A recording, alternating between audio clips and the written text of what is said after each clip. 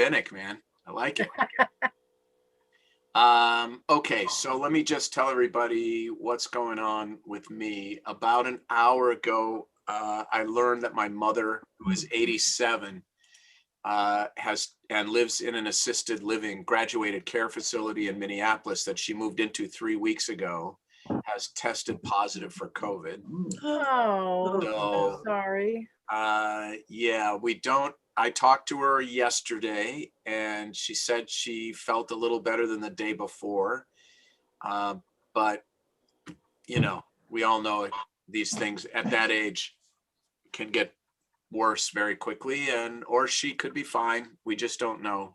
But it's hard to be far away. I have 4 siblings who are there, but they're not allowed to visit. So it's pretty gnarly and definitely on my mind. So I just want you to be aware if I'm a little off my game today, you'll know why. I did not have my normal preparation time either. So, but we'll do the best we can. We never stop studying Torah, right? That's right. And I've given myself the same speech I would give any one of you if you called me with a similar circumstance. One step at a time. Don't catastrophize the future. Let's just let it unfold. So that's what we're doing. But it's unpleasant. And we also have two rabbis in the congregation. Both of whom are quite ill. Stanley Davids is in the hospital with COVID. Oh. I spoke to him yesterday. Some of you know Stan and Risa. They're often on the calls. Stan's an amazing emeritus rabbi. He was senior rabbi of 2 of the biggest congregations in the country, Central Synagogue in Manhattan and the Temple, which I have to say is the most arrogant name of any synagogue in the world. It's called the Temple in Atlanta. And Alan Freeling, who was for many years the senior rabbi of University Synagogue, which will, soon be our sister. Alan is in hospice too. And so we're thinking about both of them and keep them in your thoughts and your prayers. And my mom's name is Barbara. If you want to say Misha Berach, we would welcome that. Bat Sheva is her Hebrew name. Is Alan still in New Orleans? He's come back to Los Angeles for hospice, is my understanding. Anne, where are you, Anne? Great. Could you unmute and just tell us what you know, if anything? This is Anne, who's part of the university family. I'm so glad you're with us. Thank you. Can you fill us in a little bit? Not very much. Alan posted a notice on Facebook and asked us all to give money to the LA Regional Food Bank in his name. And he can't really accept any more Facebook posts because he's exhausted. But he said if anybody wants to drop him a note, to please do so, care of University Synagogue on Sunset Boulevard.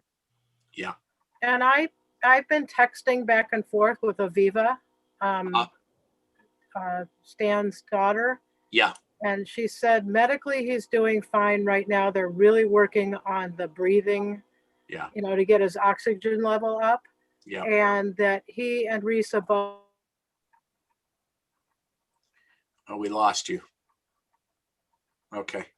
I talked to Stan yesterday as well, and he was discouraged, I would say. But, hopefully his body is more optimistic than his mind, I hope.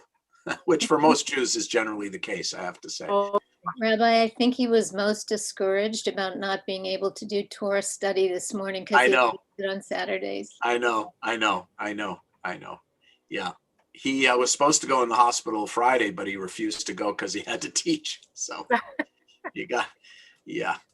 Okay. All right. So let's honor all of these people by studying a little Torah. And then I thought what we would do, since this is technically the last one of this year, the Gregorian year, of course. I want to make a few observations about the Torah portion. And then I thought for today, and yes, this is also partially because I didn't have the kind of time this morning that I normally would have had to prepare. It's partly a result of that too, but I'd like to open it up for just general general questions or very specific questions unrelated to the Torah portion that anybody wants to talk about today, since this is kind of a summary study session for the end of the year, and then we begin again January 1st. Will be the next. It's hard to believe how quickly it has gone. I think I've told some of you that I had a very, very good friend named Paul Miller who had 3 different cancers, and the third cancer was lethal. But I remember when he was diagnosed with the third cancer, I asked him, well, what have you learned from the, first 2 cancers that will help you with this one? And he said, one of the things I learned from having cancer twice before is that time flies even when you're not having fun. And that, these things do end up somehow behind you, no matter how terrible they are to go through. So that's certainly true of this year. I doubt any of us can really, if we think about it, believe how much time has passed in this situation. I remember when I started writing the Shabbat messages, Eric Garcetti said, we're going to lock down for 2 weeks. I said, 2 weeks. I can write a couple of Shabbat messages for the next 2 weeks, to kind of help guide people through all of this. And now we're on number 39 that I'm going to be writing this afternoon. So, which is a lot more than 2. But it's amazing how fast it's flown and how we've adapted. I think we all deserve a gold medal for this year, for sure. A+, A+, A+. Anyway, let's begin. For those of you who know it, let's all mute, by the way, if you're not muted. And for those of you who are following along on your phone or a book, the Parsha is Vayigash, Genesis 44:18. Genesis 44, chapter 44, verse 18. So take a second and find your spot. Whether you're old school with a book or new school. Hey, Mark and Laurie, good to see you guys. Wow. Welcome. Unmute and say hi. I haven't seen you guys in ages. Yeah, hey, how are you doing, Rabbi? Great. You guys okay? We're doing very well. Good. How are the kids? Lots going on. Lots going on. We're having a grandchild in 2 months. Wow. Yeah, Jeffrey. Jeffrey and Jeanette. That's Yeah. awesome. Unbeknownst to us, they were married for a year. Well, okay. And I guess- Rachel just got engaged, but we don't want to interrupt your meeting. That's awesome. If you could have your kids talk to my kids about how this is all supposed to go, Right. I would appreciate it, because Yeah. I don't know. Okay, I don't see any grandchildren in the future. All right, let's roll. Very dramatic scene in the Torah. Let's say the blessing. Baruch atah Adonai Eloheinu melech haolam. Asher kiddushanu b'mitzvotav v'tzivanu la'asok b'divrei Torah. Blessed are you, Adonai, our God, who hallows us with mitzvot and commands us to busy ourselves with Torah. All right, so where are we? We're coming to the end of the Joseph saga.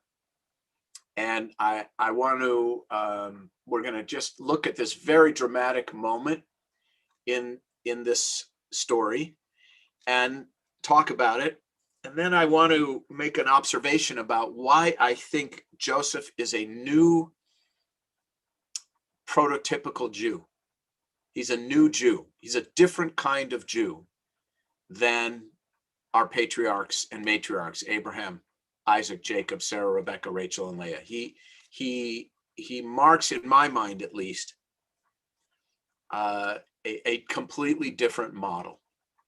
And we'll get to that in a moment. But first, this word, Vayigash, it means that he drew near to him, came close to him. And a lot of rabbis, not so much scholars, but rabbis, particularly Hasidic rabbis, see the name of each Torah portion as being extremely significant. And this Torah portion is called Vayigash. And it is a strange place to begin a Torah portion because it's in the middle of a chapter and in the middle of a story. And it's an odd break in the narrative. the break would make more sense half a chapter later, at least. And so the message, I think, is that this word and what it represents is so important, and such an important turning point in the story, that it actually caused the rabbis to give it its own Torah portion, despite the unnatural break in the narrative that it causes. And this word Vayigash, to come close, to draw near. And obviously, well, maybe not so obviously, but if you think about it, no one could really imagine a more dysfunctional situation than brothers in a blended family literally conspiring to kill one of their own, and then thinking that they had done something righteous by merely throwing him in a pit to die in the desert, as opposed to actively murdering him. And then thinking that they had done something even better than that morally by selling him into slavery to a caravan passing by. So the moral compass of this family is pretty diminished, pretty suspect, definitely not pointing true north. And then this word Vayigash, and Judah came up to him, comes close to Joseph. And it is a sign. This single word tells us that this family is about to undergo an important change. And I just want to now kind of, jump ahead a little bit to chapter 1. I'm sorry, to verse 1 in the next chapter. Okay, chapter 45. Okay, so now that we understand that word as a kind of signifier that something dramatic is going to change in this narrative, let's now see what it is. Now remember everything I've just told you. And this is not the first time that Joseph has seen his brothers in Egypt. Remember, he's an example of that kind of a non-linear progression of a character. His life is up and down, up and down, up and down. Born as the favored son, given the coat of many colors, then thrown down into the pit by his brother, then raised up from the pit, and then thrown down into slavery. Raised up as a slave to being the servant in an important politician's household, then falsely accused of sexual harassment, down into prison.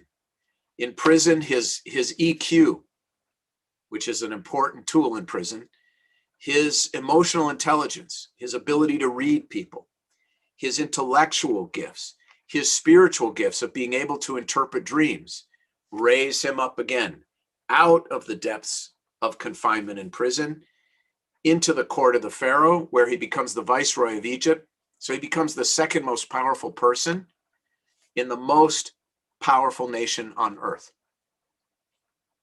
This is all going to be important when I lay my thesis on you, that Joseph represents a new kind of Jew, a different kind of Jew. So there's horrible dysfunction in this family. And if you go back to the rape of Dinah, which happened just before this in the Torah portion, in the Torah, not the Torah portion. If you go back to the rape of Dinah, you see that this is a family and this is a world built on vengeance and on revenge. And that's why I think this is such a significant change, this word. And now let's see what happens. So they're standing in front of him and they're explaining where their little brother is. They're explaining that they're starving for food, that their father has sent them, etc. And remember, they don't recognize Joseph because he has become entirely assimilated. He looks like an Egyptian. He dresses like an Egyptian. He sounds like an Egyptian. You get where I'm heading with the new kind of Jew here, right? He's the chameleon. And he he has become a part of the majoritarian culture in which he found himself, and found a way to rise to a very high level in that culture through his talent and his intellect. Okay? Now, he hears his brothers talking about how much it will pain their father if they don't go back to Egypt with their little brother and some food. Now, verse 1. Joseph could no longer control himself before all his attendants. He cried out, "Have everyone withdraw from me." So there was no one else about when Joseph made himself known to his brothers. His sobs were so loud that the Egyptians could hear. And so the news reached Pharaoh's palace. Now, this is a guy who had been through hell in his life over and over again, and we never heard him demonstrate emotion before. And now he's sobbing so loud it can be heard outside the walls of the palace. Joseph said to his brothers,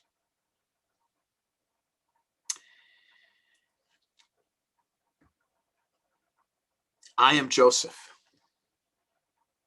Is my father still well?" But his brothers could not answer him, so dumbfounded were they on account of him. Then Joseph said to his brothers, now here you see this theme again, "Come forward to me." Right? Geshuna, same word as Vayigash, different grammatical form, but same word. Here it is again. You know, come close to me. Approach me. And when they came forward, he said, "I am Joseph, your brother, he whom you sold into Egypt." Now we're going to see two different theological points of view in conflict. "Do not be distressed or reproach yourselves because you sold me hither. It was to save life that God sent me ahead of you." Now, let me tell you, the rabbis break this verse down and they make a big deal out of the fact that the first thing he says is, don't reproach yourselves because you sold me. Machar is the Hebrew word. Because you sold me hither. It was to save life that God sent me ahead of you. He changes the word from sold to sent. In other words, he changes the responsibility for what happened from the earthly to the divine. From what the brothers did to this very deep theological notion that this was all part of God's plan. And it was God who did the sending.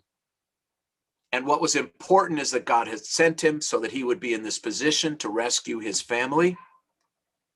And what was unimportant was any role his brothers played in it, because they were merely instruments of God's will.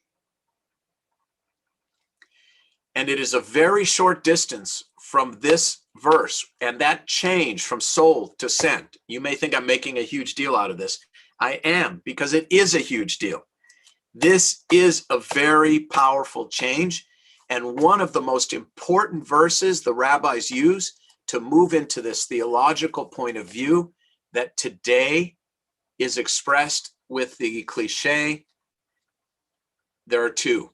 Everything happens for a reason, and or it's in God's hands. That everything is somehow a part of God's plan. There are obviously very comforting and meaningful and helpful components to that way of thinking. I have to say, I've said it to myself today about my mom. I said to my siblings in a chat, this is out of our hands. You know, this is in God's hands. It is comforting in some ways, and it's true in some ways. There are limits to human ability and maybe even human culpability. And there are really terrible, difficult problems with that theology because it removes responsibility from it absolves humans of responsibility for their own behavior. If everything we do isn't really our choosing, our fault, our decision, an example of the exercise of free will, if it's all just, God who did the sending, then there's no human culpability. And here you have, this is a real conflict in Jewish theology. And I can't, it's easy when you're the teacher to say, look, there's a saying in Indiana where my wife grew up. She grew up in a small town in Indiana. And the saying is, I'm not telling you, I'm just saying. Okay. And what that really means is, look, I'm teaching this. I can't resolve that tension because it's a real tension. And I think the closest I can come to a resolution is that life is a combination of that which we can and that which we cannot control. But our moral choices really are our decision. But Joseph, now, is this what he believes, or is he being kind? Has he matured? Yes. Is he saying this to make his brothers feel better? Don't worry about it. Don't worry, you wanted to kill me. Don't worry, you told our father I was dead. Don't worry, you sold me into slavery. It all turned out for the best. Does he really mean it? I don't know. But it is another change. It is another way in which he becomes a new kind of Jew, in my opinion. And one who kind of accepts the dominion of God in this way, that it's and that it really did work out for the best. But I think I just want us all to grasp how that simple change of word from sold to sent creates this whole theological debate, particularly for Maimonides. He wrestles with this a lot. Where is the line between human and divine responsibility? And how porous is that boundary? Jeff, I see you raised your hand. Unmute, go ahead. This brings forth two concepts. The first is the entire concept that how could Joseph actually create the essence of the story, which is ultimately familial forgiveness, without absolving his brothers and placing the responsibility in God's hands. Yeah. So this is a story that really refines the relationship and family, that family is everything good and everything bad. And yet there is a solution to it with forgiveness. The way I would put it is it's love over resentment. Right. If you had to ask me to sort of define family in a phrase, I would say it's love over resentment. The best of all things and the worst of all things. Yeah, but again, to your point, we have to at some point privilege one or the other. Right. And here we have this character of Joseph, and remember what I said about his acuity. He is making a conscious choice to privilege love over resentment. And I would guess if we had the time and I went through every square on this Zoom, we all can tell a story in our family where resentment was privileged over love. And hopefully we can all tell a story about our family where love was privileged over resentment. If love wasn't privileged over resentment, I don't think there'd be a married couple on earth, to be honest. The other concept you raised was hashkafa pratis. Yeah. Yes. The private domain and approval. Karen, go ahead. Unmute. I think this is a great psychological dynamic. Yes. And not solely religious, because we're reading it in the Torah, of course, but it is a dynamic, I think, of where we do it for ourselves as well. I think it is a selfish, even though it's a great thing, because if we are not going to be angry forever at someone, something, whatever. It helps us to lead that life of better blood pressure, better understanding. Yeah. I mean, yeah, forgiveness is more for the forgiver than the forgivee. I think that's for sure. And if I might interject, though, here also is if there's a big if here. I think if the other person has a conscience and consciousness, it is a great dynamic. But if there is not, that's where I would like to go further and hear what you would have to say. If you still have to forgive because you have to do it for yourself. Whereas if there is a forgiveness on both sides, then of course there's that wonderful marriage. Yes. So you take off. Thank you. Well, this is very real. Remember, his sobs are very real.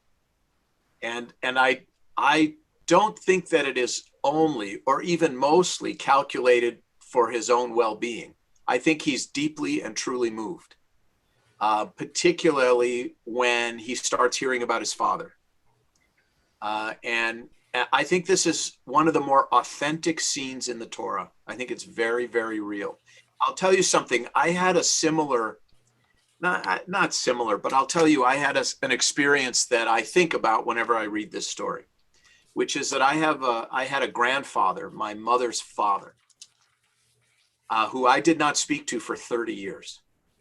I had seen him once in a store, but I didn't approach him because I was with my mother and I didn't want to offend her because the wrath of my mother is not something you want to incur.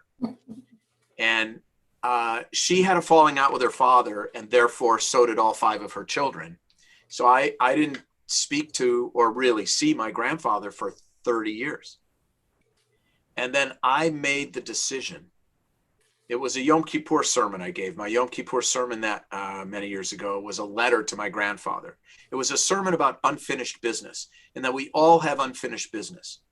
And that Yom Kippur is about taking care of our unfinished business. It's about picking up the phone. It's about getting on the plane.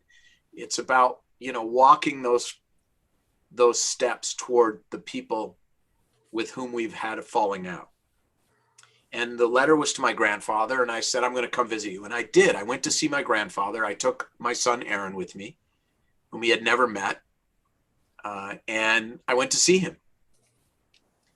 And I pulled up to his little house in St. Louis Park, Minnesota, where I did have memories, early memories, sparse, but some as a child.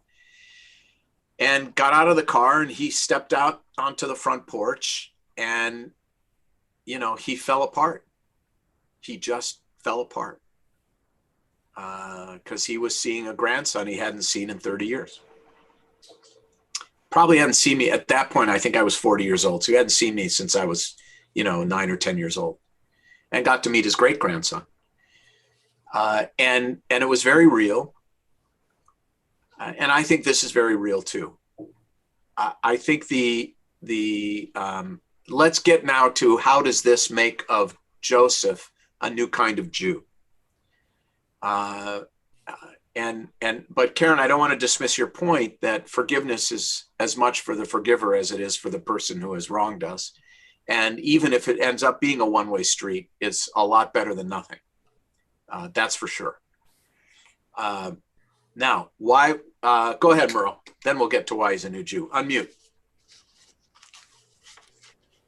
So I had a similar situation where my biological father, who I didn't ever remember and was gone when I was 2, suddenly showed up when I was 65. And, from the stories I'd been told, he was no different than what he was when mother kicked him out. But I gave in to Arnie and Sharon, and I met him. And it wasn't good for me, but he was very satisfied that he did this. And it was, to this day, I wonder, I didn't do it for myself. I did it because they wanted me to, and because he made this huge effort a few years before he died to make apologies. Yes. In whatever way he was capable of doing. Yeah. And I could see this. It's very difficult for anyone who would go through this. But yeah, it is. And I just want to stress, this is the first time you see this in the Torah. Okay, because before this, these were relationships of jealousy, of competition, and of revenge. I mean, you look back at the Abraham story. Well, let's go back further. Let's start with Adam and Eve and the deception with Adam and Eve. Then we go to Cain and Abel, right? The first two brothers in the history of the Torah.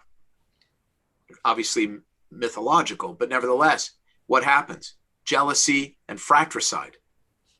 Then we move to Abraham, and we have this horrible competition between Abraham's son Ishmael, who he throws out into the desert with his wife to die, and his own son Isaac. Then he's prepared to slaughter his son.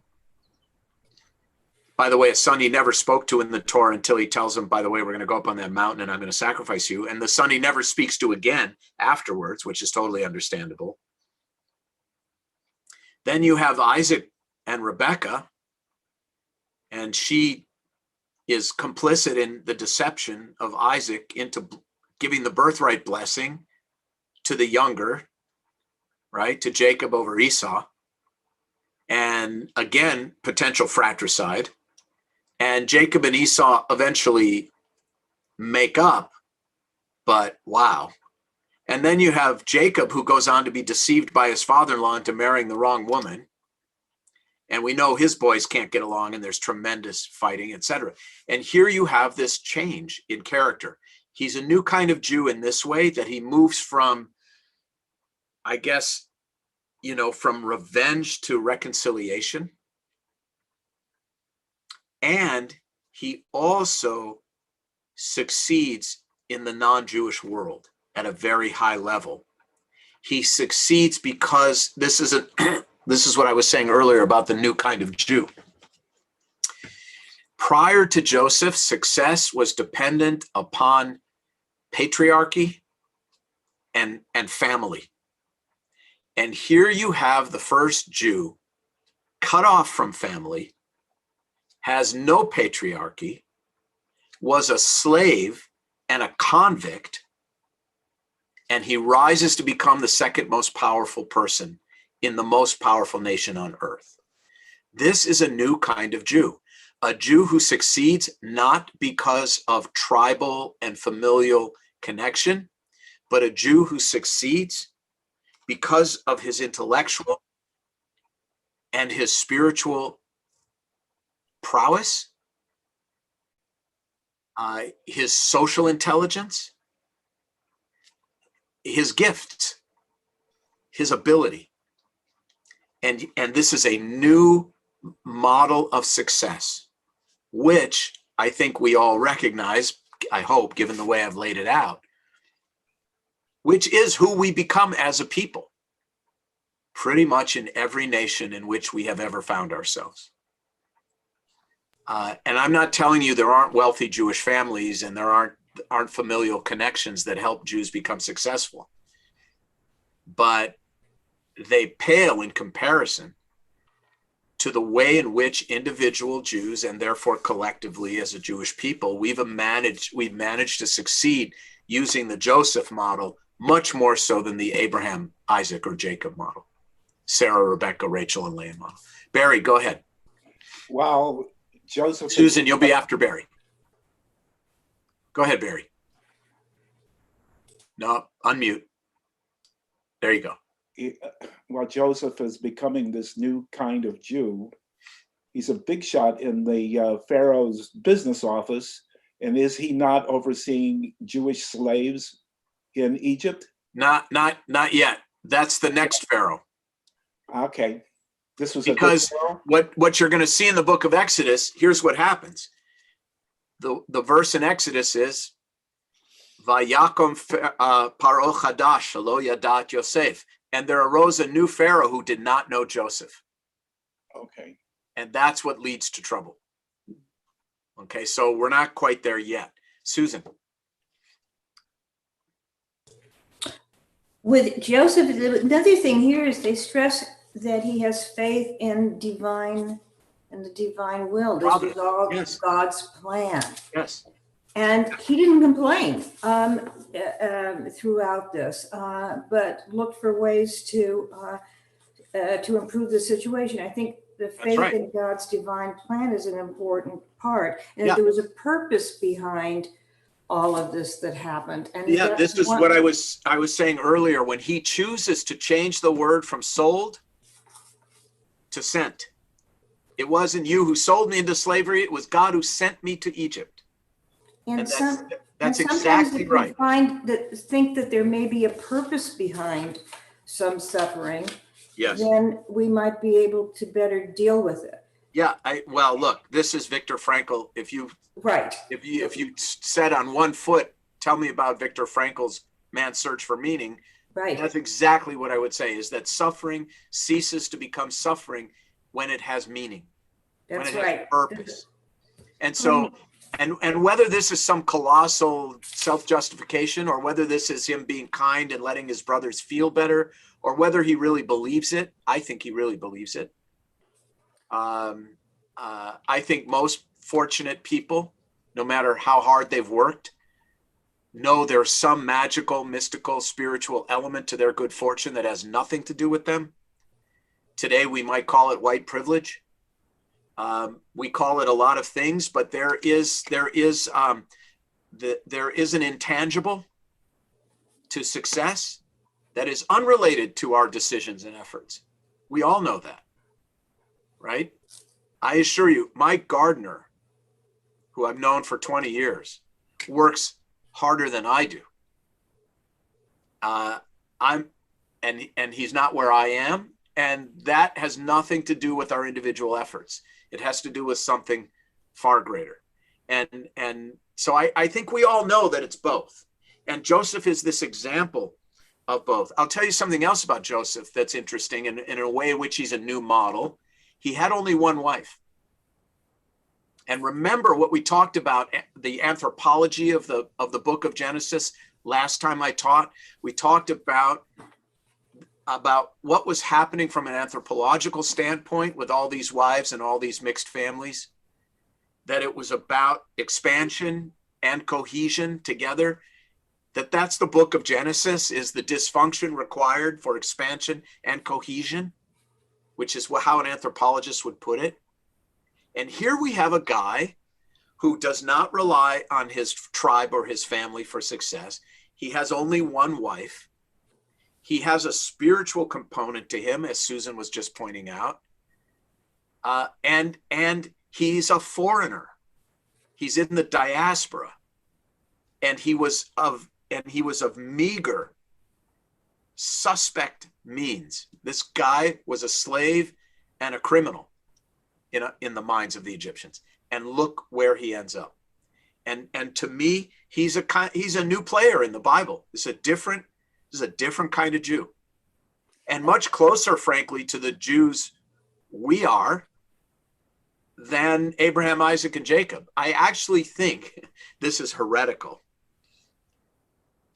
I actually think Joseph is more the patriarchal, more the model for who we are today than Abraham, Isaac, or Jacob. Great. I just want to say one other thing. What about Judah? He's transformed here Yes. as well. So that might be Jacob's goodness and reconciliation spreading out then to the others. Well, that's why I think the beginning, that first word, Vayigash, is so important, because it's the two of them who draw close to each other. I think that's right. Now, anything else on this before I open it up generally for the next 15 minutes or so, if anybody has something else? But any other points on this? I have to look at both screens. Give me a second. I don't see any hands. Okay, I think, Jeff, last comment on this, and then I want to move on. I think he's also an archetype of the Jew that we represent today. The Jew who has been incorporated into society that he lives in. That's right. He is an assimilator. Yeah. Yet he doesn't lose his supposed faith in the God that we consider, yet he has totally assimilated and is an Egyptian for all intents and purposes. And we are as well. His own brothers don't even recognize him. That's how Egyptian he is. Now, obviously, we're dealing with, you know, a fictional, you know, narrative here, but it's written for a purpose. And he is, yes, he is the Napoleonic Jew. He's Joe Lieberman. He's Jared Kushner. You know, he's Larry Summers. He's Tim Geithner. He's all of these people that we now have all this reflected glory in, you know, and he's Mark Zuckerberg. He's all these people who didn't come from royalty and ascend based on their own and God-given, it's both, their own and God-given abilities. So I cannot really overstate here how much I think Joseph represents a new kind of Jew in the Bible. And by the way, what comes next? Who comes next? Moses. Now think about Moses, right? Talk about up and down, up and down, up and down.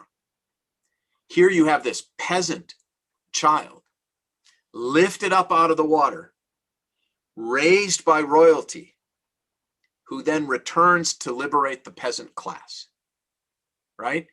It's also this guy who came from nothing ends up in the seat of power.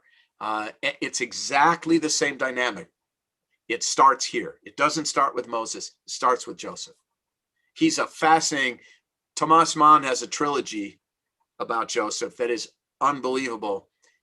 If this lockdown lasts any longer, I highly recommend it. But Joseph is an incredible, this is an incredible shift in the Torah, and it should be recognized and appreciated. Now, we have a little time. We've got, you know, we can go a little longer too. Since it's the end of the year, I do want to leave a little space for questions, comments, anything at all that's on someone's mind, anything you want to talk about. It can be anything. Sandy, let's go to you first and then Carol. You got to unmute. That's a new word for 2020, by the way, unmute. Okay. I don't think I ever used that word once in my life until this year. Go ahead, Sandy.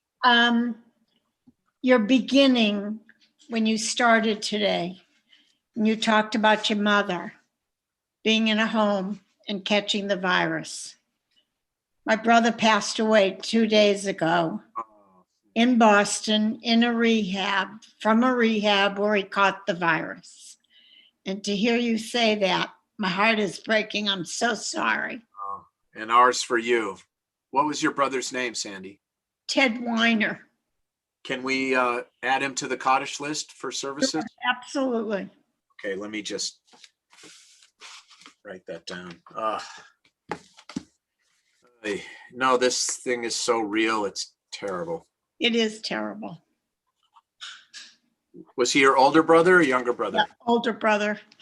Was he must have been a good brother, huh?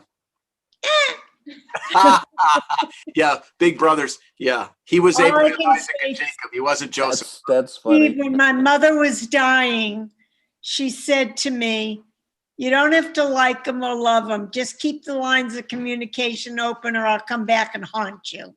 Yeah. Well, so you know this is a good Torah portion for you. Right. Because it's about love over resentment. Yeah. When both are legitimate. Yeah. Exactly. Yeah. Right? That's the thing. They're both legitimate, but we privilege love over resentment, which is, I think, what your mother was trying to say, you know. Right. Thank you. I'm sorry to hear it. We're Thank thinking about you. Carol, go ahead. Thank you, Rabbi. And to Sandy, Yeah, condolences. heart's with you, Sandy. Your mother, keeping your mother in my prayers, certainly. Thank you. And congratulations on your new book. Looking forward to it. Yeah, January 5th. You gave me a lot of pause, and I've done some introspection on forgiveness, some meditation and study on forgiveness. And I think that's one of my responsibilities, is to be able to arrive at forgiving someone who has harmed me or others, and be able to seek understanding for that, but not necessarily embrace them, or at least attempt to, Right. with futility, over and over again, inviting them into my life. But on the other hand, perhaps their children are innocents in the situation, and I would be complicit in the unkindness That's right. to Yes. reach out over generations and perpetuate this unkindness. And it has served me well to come around the side door, Yeah. to find that there's loving reception and mutuality in That's, that way. But you know, some people, Rabbi Steve, yeah. are the red bowl on your Yeah. coffee table. That red bowl. Yes. No, you can't change some people. And by the way, let's just quickly. Very sad. Yeah, I just want to too quickly review this idea of forgiveness in Judaism. First of all, forgiveness is not granted and does not have to be granted unless it's earned. There are 4 steps that you have to go through if you hurt another person, and if you don't go through them, you do not merit forgiveness. This is very different than Christianity. Okay, you are not required to forgive someone who is unrepentant. Now, that being said, your point about the next generation is framed so beautifully in the Bible, where it says, the parents eat sour grapes and the children's teeth are set on edge. That the next generation can suffer because of the sins of the previous generation. And forgiveness, or at least reconciliation, can assuage that. And also the other thing you pointed out, which I think is very important, is most people I have found, when they come to say to me, I can't forgive, are really saying they can't forget. And I often point out to people that forgiving does not require forgetting. They're 2 different things. You can never forget.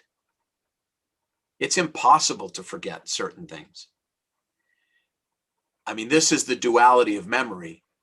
We always say, oh, may his memory be a blessing, and memory is such a gift. But that's only a half truth. Memory is beautiful and it hurts. It's both. And forgiveness is not about forgetting, because the rabbis were realistic about memory. They understood that memory can be beautiful, but it can also be very painful. I tell people it's like being caressed and spat on at the same time. That's memory. And that's the truth. So forgiveness and forgetting are separated in Jewish law. They're not the same.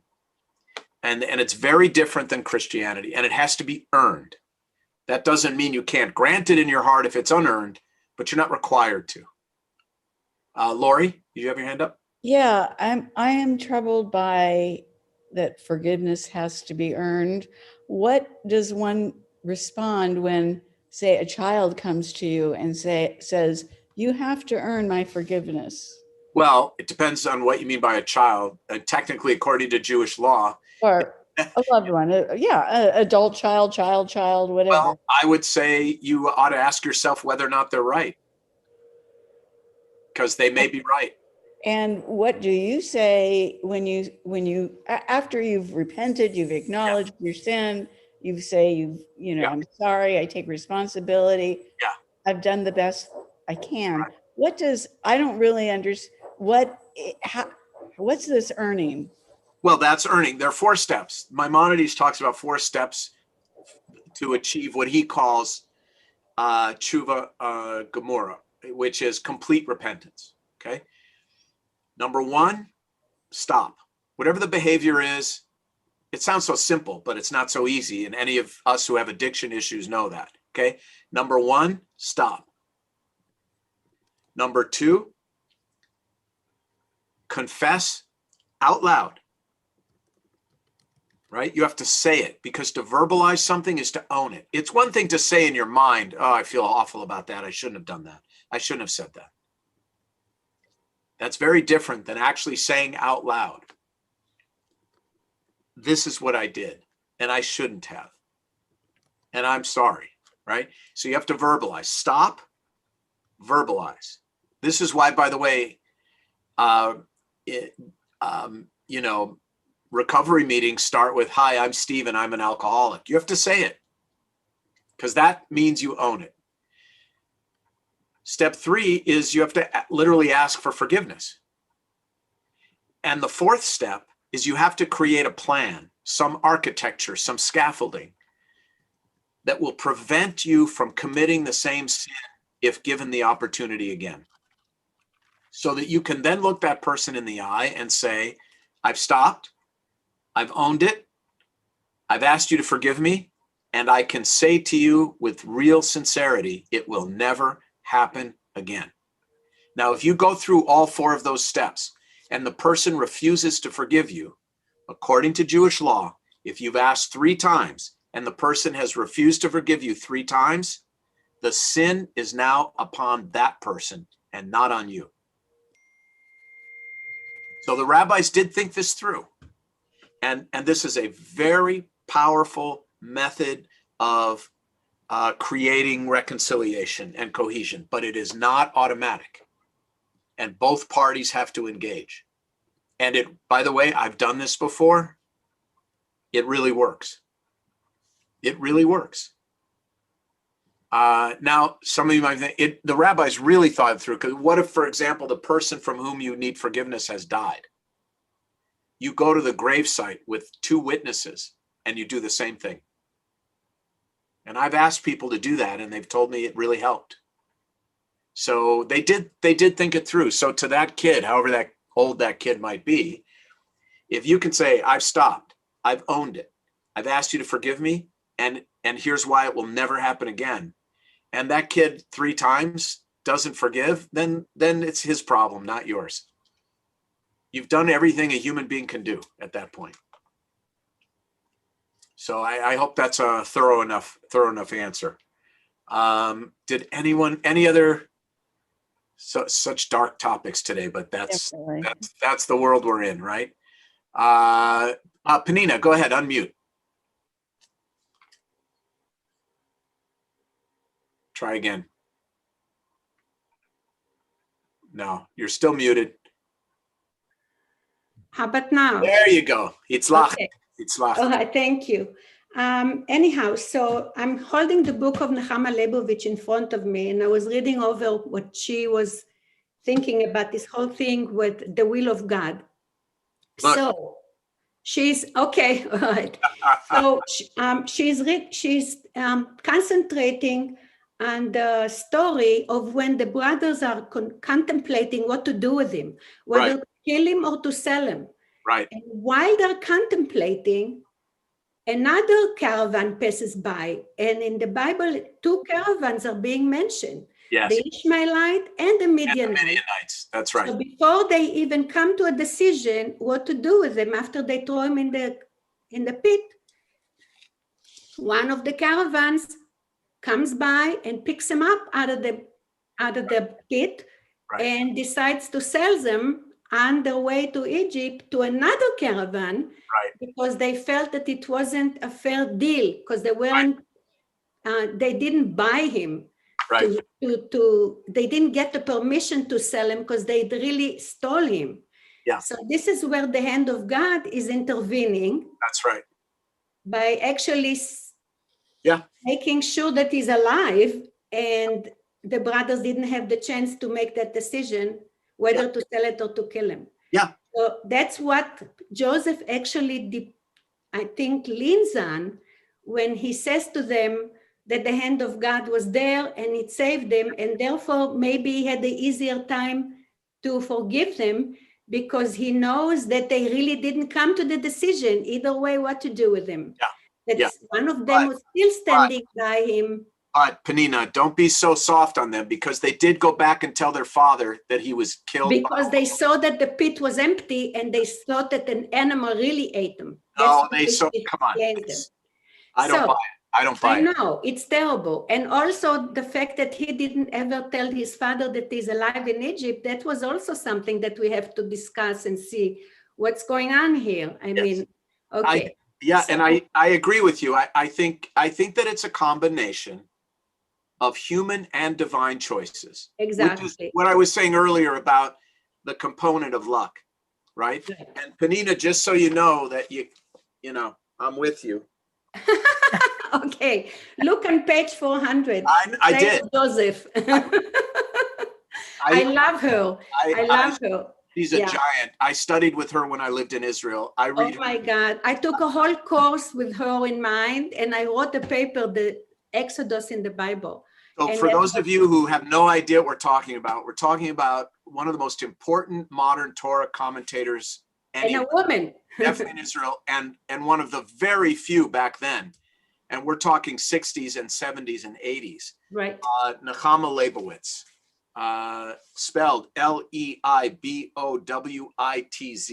Right. She's a giant. So this is why Penina and I seem so smart. Thank you. Okay. All right. Okay. Go ahead, Merle. So if this person comes to you to try and apologize like 3, 4, 5 times, and you recognize that the next words out of this person's mouth are just like what the person did to create the hurt before, so you don't have to, do you even have to think about forgiving when you know that the person is doing this just so that before he or she dies, you know, they think they've been forgiven?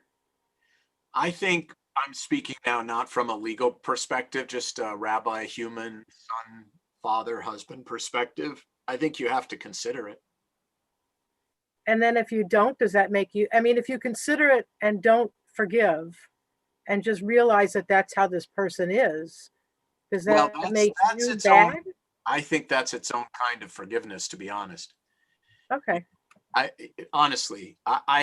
won't get into the details, but there's someone in Betsy's life and mine, and I have kind of just tried to help her by saying, making sure the door's closed.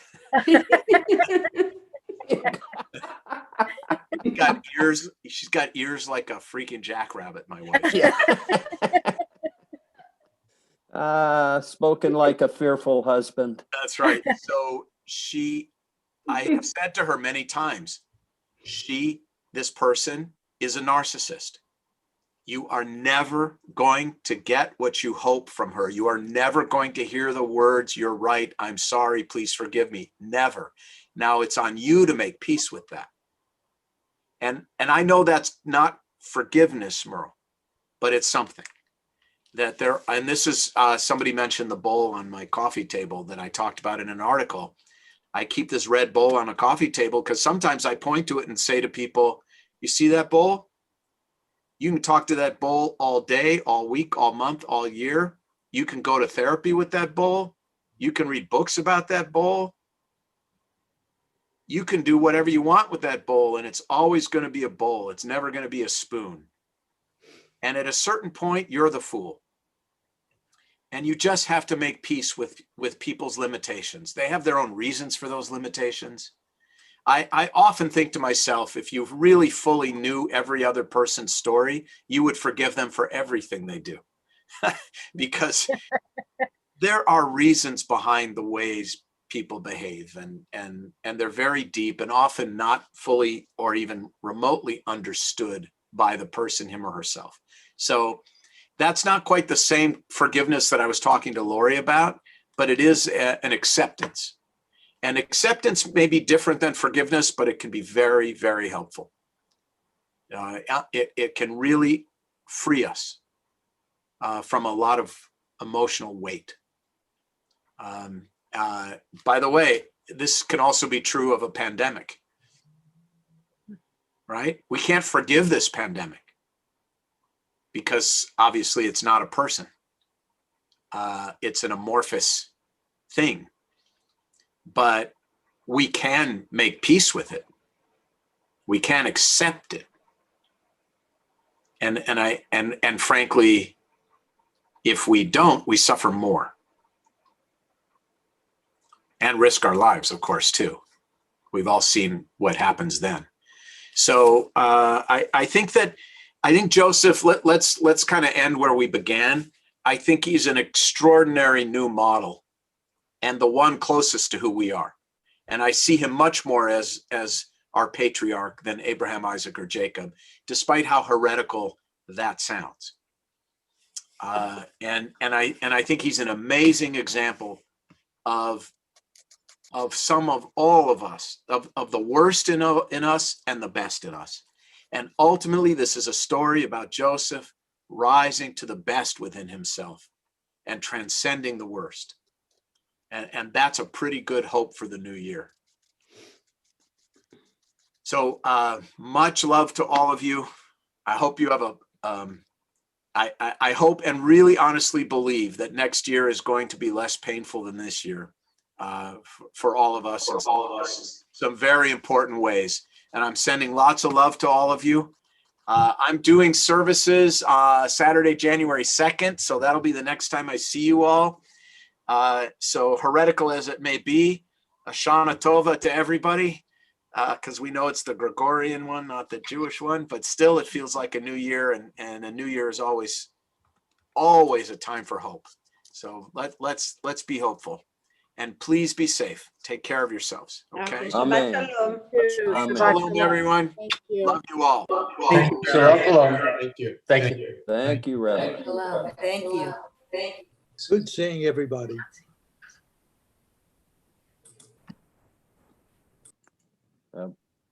Good Shabbos to all.